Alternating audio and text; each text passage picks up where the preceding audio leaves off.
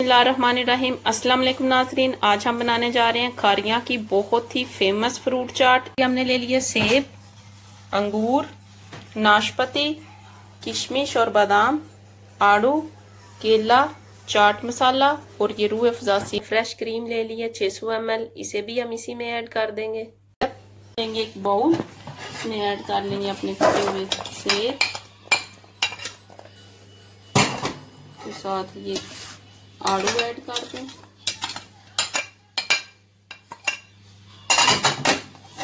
नाशपाती ऐड कर दें, अंगूर ऐड कर दें, केला ऐड कर दें। हमारी चाट होगी है तैयार। अब हम इसे कर लेंगे डिश आउट। देखिए हमने अपनी क्रीमी फ्रूट चाट कर ली है डिश आउट। ये बहुत ही मज़े की बनती है, आप भी इसे ज़रूर ट्राई करिएगा। मेरे चैनल को लाइक करें, सब्सक्राइब करें, शेयर करें। शुक्रिया।